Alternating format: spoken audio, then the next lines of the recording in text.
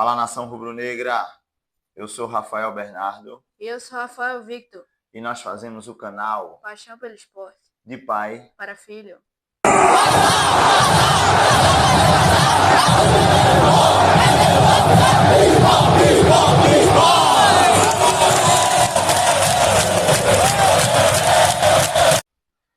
É isso, nação rubro-negra.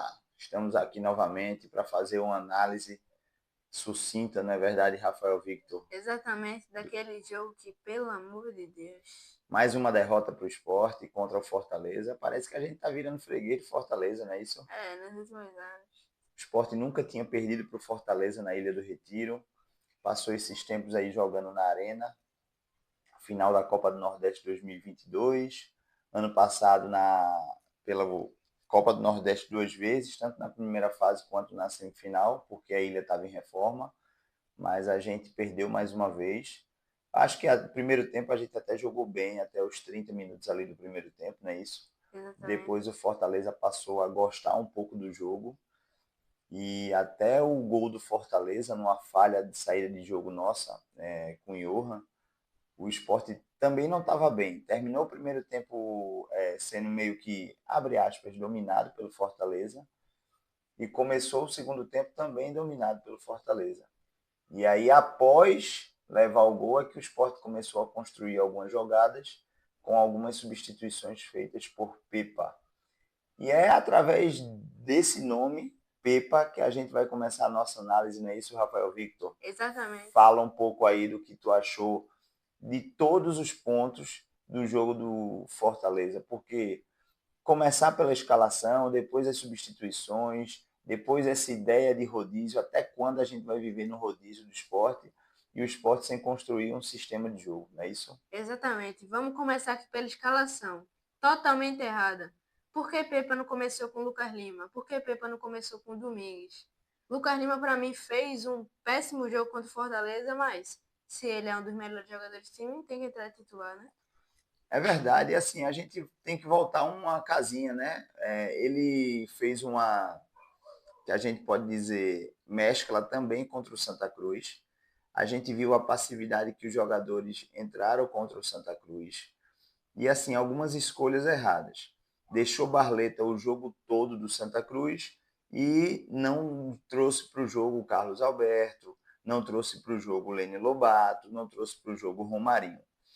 O time foi inoperante, apesar de ter tido alguns chutes a gol, bola na trave, algumas chances de fazer gol, mas o time foi muito passivo durante todo o jogo do Santa Cruz. E aí, para o jogo do Fortaleza, ele perde Barleta, que sentia um desconforto, um desgaste, para falar a verdade, porque jogou o jogo todo. E aí, o que é que acontece? Ele já bota Carlos Alberto, que ainda não tinha feito nenhum minuto de jogo contra nenhum dos clubes anteriores, Titular. de titular. Assim, apesar do time ter entrado bem, etc e tal, a gente perdeu Barleta para esse jogo do Fortaleza. Barleta seria uma peça importante, tanto para o primeiro quanto para o segundo tempo. E aí é como você falou, vamos para as peças. Ele coloca Johan, que foi muito bem no primeiro tempo, mas Johan não é volante. Ele manteve Domingues no banco e botou Johan de titular. Ele poderia ter colocado Johan, mas na vaga do Ortiz teria começado o jogo com Zé Lucas, Domingues e Johan, mas não. Ele saiu desconfigurando todo o time começou e quando ele viu, depois da falha do próprio Johan no segundo tempo, que gerou o gol do Fortaleza, quando ele viu que o Sport precisava, necessitava de algumas mudanças, ele saiu colocando. Aí colocou, primeiro tempo, o Lucas Lima no lugar de Carlos Alberto, que se machucou. Depois ele traz Gustavo Maia. E o pior de tudo, ele me tira Lene Lobato, que mesmo cansado, não poderia ter entrado. O Romarinho. Romarinho ainda não tem condição de jogar um jogo grande. É óbvio que ele vem sentindo, não é isso? Isso mesmo. Aí vamos começar. No primeiro tempo, como você falou, o Sport jogou bem nos primeiros 30 minutos, depois o Fortaleza quis mais o jogo, mas terminando o primeiro tempo bem. Aí no segundo tempo, aos 5 minutos, já aquela falha de Johan, e a bola sobrou para Moisés, mais uma vez Moisés, que mandou no canto. é o pai do esporte, né? Para falar a Uhum. verdade, porque todo jogo Moisés faz um gol no esporte. E assim, para mim ali a falha poderia ter dado um chutão, poderia ter chegado mais firme na dividida, que não chegou. Mas acontece, infelizmente acontece.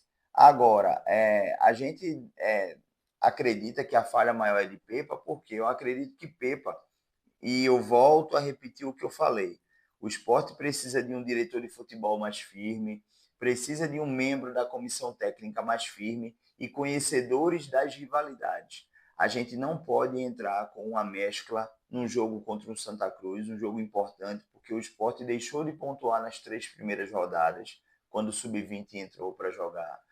E aí a gente perde 3 pontos. Além de perder 3 pontos, um adversário direto nosso ganha os 3 pontos. Ou seja, o Santa Cruz, que estava a 1 ponto na nossa frente, coloca 4 pontos. Queira ou não queira, as 2 primeiras vagas vão gerar uma folga na agenda do esporte. Não sei se o esporte vai conseguir chegar entre os 2 primeiros agora com essa pontuação mais baixa.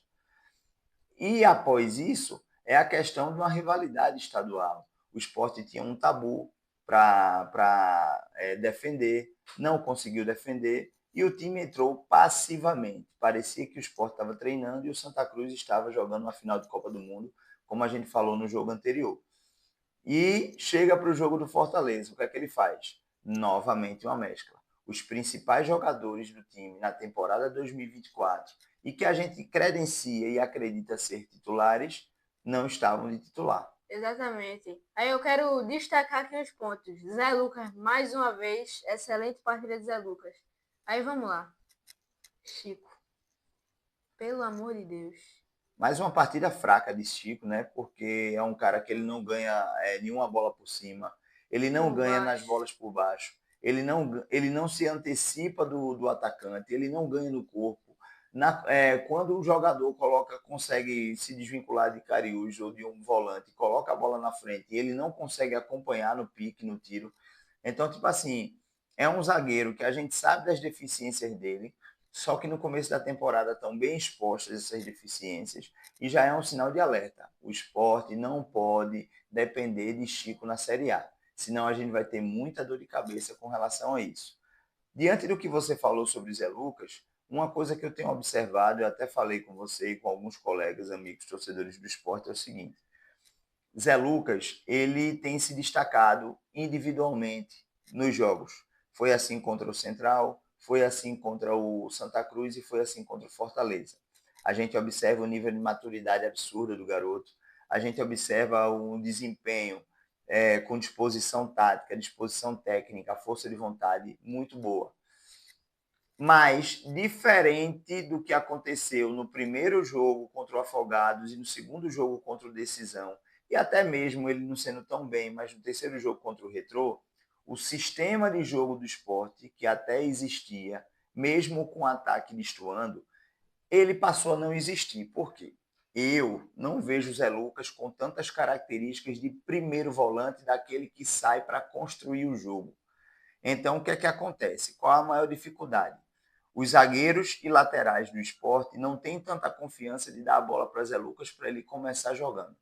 E aí o que é que acontece? Vem Lucas Lima ou Ortiz para o local da primeira linha dos zagueiros, local onde fica o primeiro volante, para poder começar essa construção de jogo. Ou então Antônio Carlos fazer essa construção de jogo, ou Chico fazer essa construção de jogo. A construção de jogo de Chico é terrível. É só espetada, espetada, bola alta, fatiada, uma fatiada que não tem direção, não tem objetividade nenhuma. Antônio Carlos ainda tenta sair e construir esse jogo. Também não consegue muito.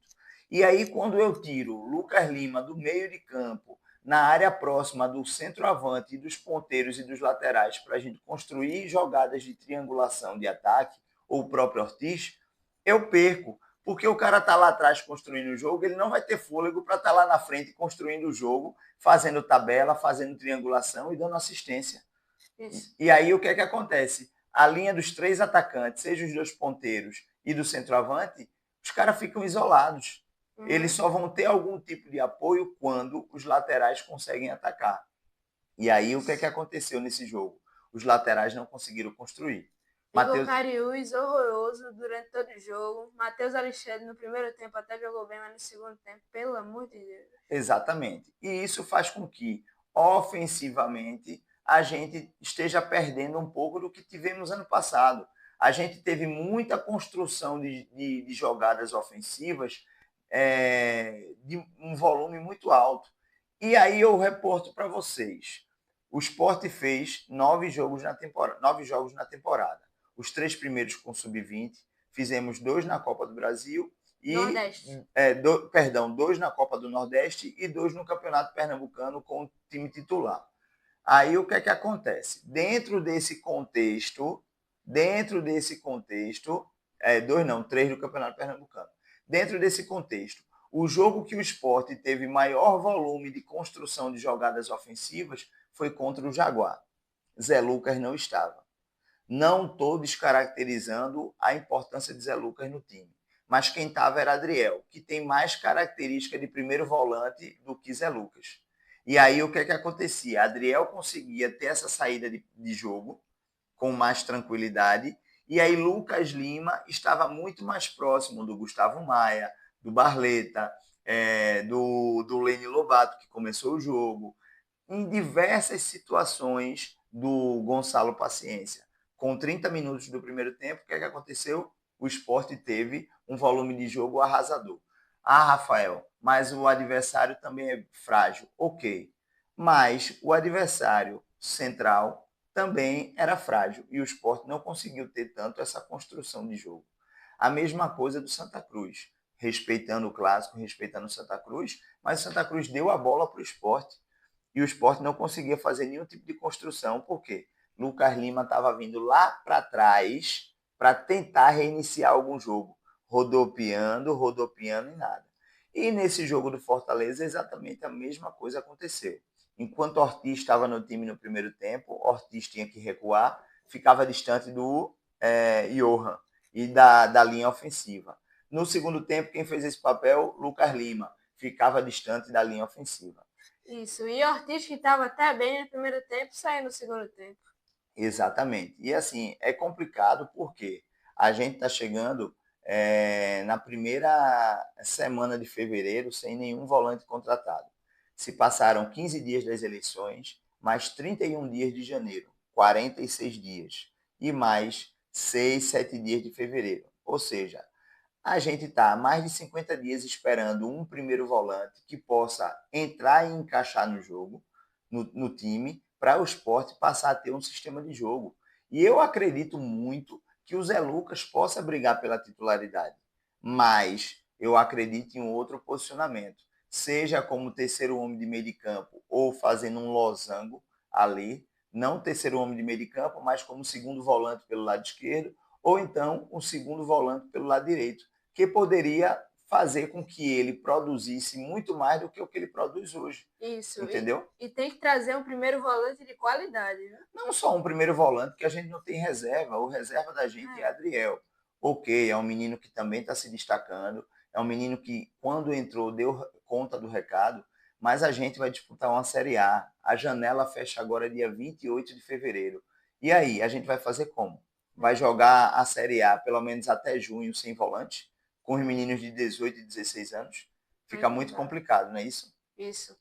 Sábado tem mais jogo. A gente vai ver como é que quando é que vai acabar, quando é que vão acabar esses rodízios do treinador Pepa. A gente precisa de uma construção de sistema de jogo, porque também vem aí a estreia da Copa do Brasil e o Sport precisa pontuar na Copa do Nordeste e Campeonato Pernambucano.